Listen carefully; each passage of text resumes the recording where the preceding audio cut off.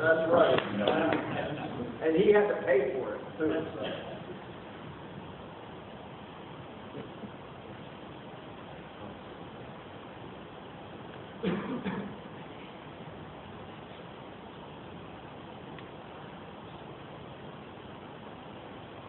Thanks, George. Thank you. My name is Ben Arnold. I'm the Director of Industry Analysis at the NPD Group.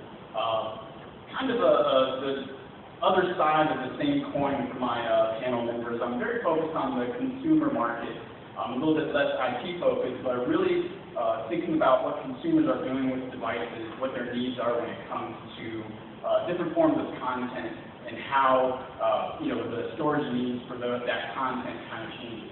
So, I got the topic of the panel today, and I kind of thought about it, what would it take to live in this free world? And bringing up my presentation kind of gave away my first joke, which is, right, you would want to do this because, right, the recent news from, Edward Snowden, information and data that is being transmitted over the internet and going to the cloud is apparently at the stake of observation. And what we see is that companies are still gravitating towards physical media, tape fees, and we're seeing sales of CDs and DVD media decline, but still remain a decent chunk of the market, still shipping, several million units a quarter. So, there certainly is something to be said for physical storage, physical media, and the privacy concerns that some enterprise users may have around it. For your typical consumer, there are certainly privacy concerns as well. We heard that tech companies were giving information to the government. I may have photos, my personal photos on Facebook that I'm not interested in sharing beyond my social group. That information in the minds of consumers is at stake, and I think what kind of changes there is your willingness to share that media. And so with that, I started thinking about the different sort of levels of sensitivity and thinking about storage needs. So music, for instance, we all know that music is moving towards a more streaming type of experience, although CDs and MP3 files are still remain a big piece of consumption. And we can certainly think about the business model behind that, and consumers wanting to rent music as opposed to own it and storing a bunch of data on their server at home. And that certainly has an impact on the purchase intentions behind storage devices. Audio is a big piece of the content picture for consumers, and so if you're like me, you accumulated tons of gigs of music, at what point do you feel comfortable just streaming that from an online locker or from some other source and decide that you only need to save a certain amount of it locally?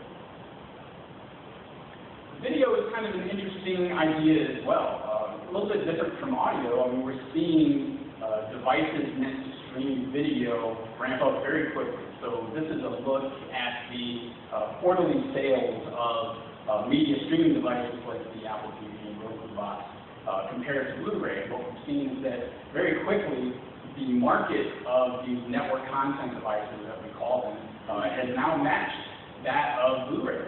And so the streaming of video has very quickly become one of the preferred ways that consumers are watching that content in their homes.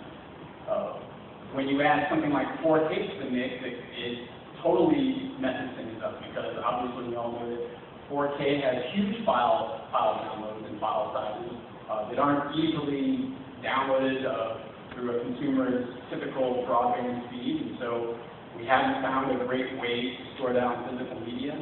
There have been some solutions with companies like Sony selling their own personal media streaming devices that have 4K content on them, but as we look at 4K as the next evolution in video, how are consumers going to get that content to their TVs at home? There's probably more sensitivity, thinking about content, there's probably more sensitivity around photos. Think about you know, we take photos with our cell phones, we share them. We do have a certain expectation of privacy and of our content on photo sharing sites being safe and not going anywhere. But when we talk to DSLR owners and mirrorless camera owners, we find that an abundance of those high-quality images are actually being stored on storage devices. So, you know, thinking about living in a disk-free world, you know, there are a lot of caveats to that. And from my standpoint, there are certain types of content that we feel comfortable storing on the cloud, and there are other types of content that we feel more comfortable storing on physical devices. Yes? Could you explain that top, just one of those bars? Sure. Oh, I'm sorry. So the gray indicates that 44% of DSLR owners are storing 100% of their images on a hard drive. So that's a big chunk of users there. You know, nearly half are storing all of their images. We do see a decent number being stored to social networking sites, but not nearly the frequency with which they're being stored on hard drives. So that's a very important, again, piece of the content pie. And one of the reasons why I'm not so sure to just kind of cast off the disk-free world just yet. I think that there's still a lot of need for physical media and physical drives. And then thinking about tablets, right, the big sort of X factor in pushing consumers to the cloud, we looked at the type or the storage capacity of tablets that consumers own and are buying. So overall, we see around 37%, on the far left, 37% of tablet owners have a tablet 32 gigs or larger. One would think that when you go out to buy your second tablet, and a lot of our data supports this, is that right, you go out to buy a second tablet, we have all these 7-inch tablets on the market that you can buy, and it's a spouse or kid type tablet, so the storage needs are a little bit different. But actually our data is showing that consumers who are on their second tablet, this is the far bar, are actually more likely than the first generation tablet owners to buy a tablet with more storage capacity. So again, I think that there are certain needs that tablet owners have for that storage capacity, even more storage capacity in the device. As I said, I kind of consider second generation tablet purchasers to be, you know, getting one of these very media consumption driven devices, but clearly there are some productivity tasks. There is, data that's of note being stored on those devices, and so there's a need to have a larger hard drive in them. So that was sort of it. Are there any other questions? Follow me on Twitter, by the way. Brendan, I have a couple questions for you. So it seems like in your research there that the concept of streaming reduces the need for capacity demand up until it gets to the point of pictures, right? So it's kind of stuff that it's basically, if I was vetted out, I would say it's stuff that somebody else has created versus something I create. I think that's a good way to put it. And you know, images are personal content, they are personal memories, and you know, we're very much more antsy about people, you know, other people that we're not authorizing to see them. That's, you know, different from our Netflix viewing habits, which apparently now we can share. You know, photos are a little bit different. Yeah, it's interesting because like my wife, she's in charge of the photo. The digital photo library is 9 gigs. Right. So it's actually, I use it in testing to burn SSDs on that. What do you think has to change? Is it a cultural shift to get over that? It's okay to put my pictures in the cloud, or do service providers have to do a better job convincing people that putting your photos in the cloud is secure? I think there are some very robust services for storing photos. I mean, there are any number of them.